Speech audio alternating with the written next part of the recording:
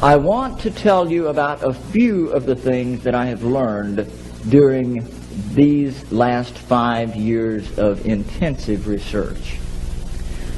Perhaps the most startling thing that I can share with you is that all of the conspiracy theories that you've ever heard about one world government, about the UN takeover of the world, all of those conspiracies have now been laid to rest. There's nothing conspiratorial about it. It's all published. The UN-funded Commission on Global Governance began meeting in 1992 in earnest and met for 4 years, and last fall released their final report. It is entitled Our Global Neighborhood. A few of the things that they wish to do: create a world standing army under the day-to-day command of, who else? The UN Secretary General. They recommend the creation of a new Economic Security Council, into which the World Bank, the International Monetary Fund, the United Nations Development Program, and the World Trade Organization would all be consolidated. A unified worldwide banking scheme, currency. I don't think I need to draw any more pictures on that point. Now, those non-government organizations like ours that are not accredited by the UN, we are called populist trash, activists who can destroy, they say, in a moment, years of deliberation. And you're darn right. And I have been challenged on the radio and in audiences like this. Mr. Lamb, there's no such thing as a global agenda. Hey, friend, you're absolutely wrong. Here it is. It's called Agenda 21. Agenda 21. The primary document presented in Rio de Janeiro and adopted by more than 100 heads of state, including George Bush, which lays out in intricate detail all of the transformation that must take place in society in order for it to become sustainable as they define sustainability. This may be available at the United Nations bookstore. I had to pick this up. I had not seen one until last July. Had not been able to get one. I happened to be in Geneva attending a United Nations meeting, and I went to the bookstore and bought the thing. I believe it cost $45. Now, the Conference of the Parties held its first meeting in Nassau last December. At that first meeting, the United Nations Environment Program presented them with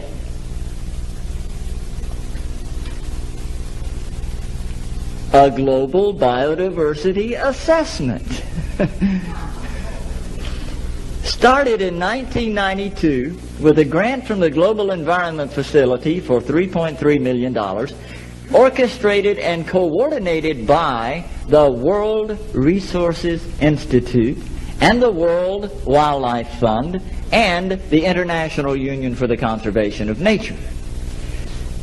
This is 1,140 pages that explains how to implement the 16-page treaty on biodiversity. The last 200 pages, section 13, deals specifically with a system of protected areas. It defines what a system of protected areas is. It includes core wilderness areas surrounded by buffer zones, similar to those used in the biosphere reserves, created under a UNESCO program and promoted by the United States Man in the Biosphere program. There are 382 biosphere reserves around the world, 47 of which are in the United States, not under authority of any treaty, but by voluntary agreement with the United Nations. These biosphere reserves are to be the nucleus for the core wilderness areas. scratching my head here, what on earth is going on?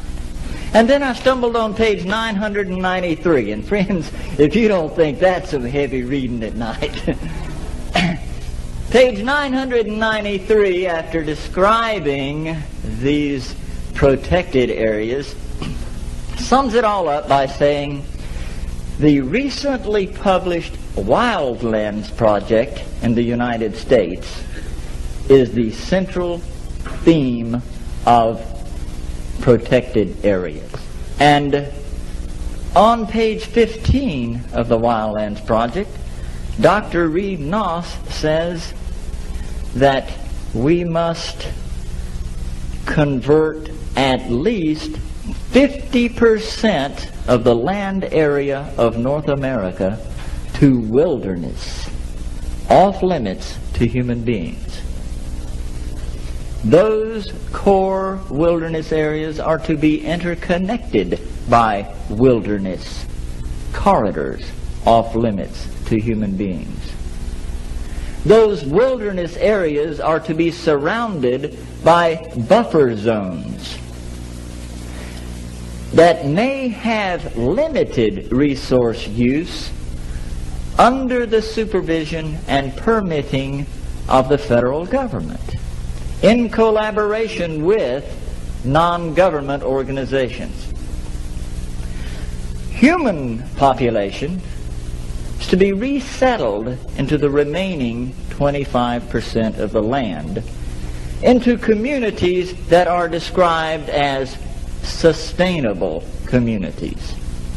Now let me put a parenthesis right here for a moment. He created what he called a White House task force on ecosystem management.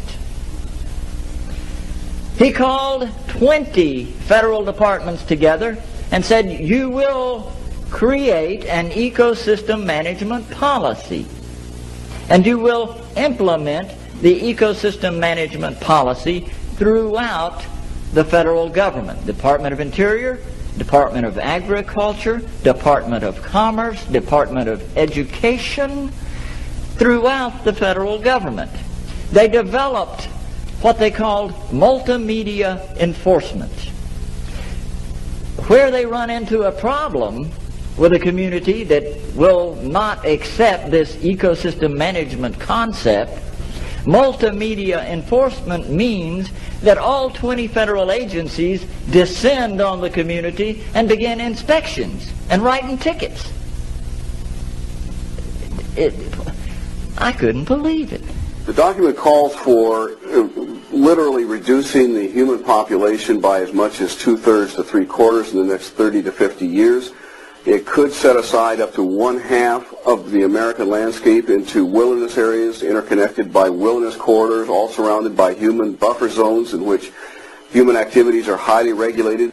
That is very, very clear in these United Nations documents that they want to set up a regulatory structure that would affect every man, woman, and child on planet Earth, and all of the control would be headquartered in the United Nations. And if we take the more recent United Nations documents, it's going to be called the Trusteeship Council in the restructure of the United Nations that's occurring right now.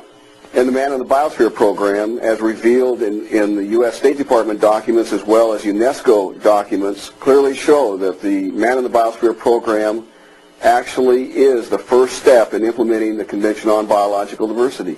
And there are 47 of these Man in the Biosphere programs around this nation that occupy about 51 million acres of U.S. soil. World Heritage Sites are many of our national parks. In fact, 68% of our national parks land base is now under UNESCO's World Heritage Site. And that includes the symbol of independence in America, the Independence Hall, the Statue of Liberty, Yellowstone National Park, Monticello, Carlsbad Caverns, and the American people didn't even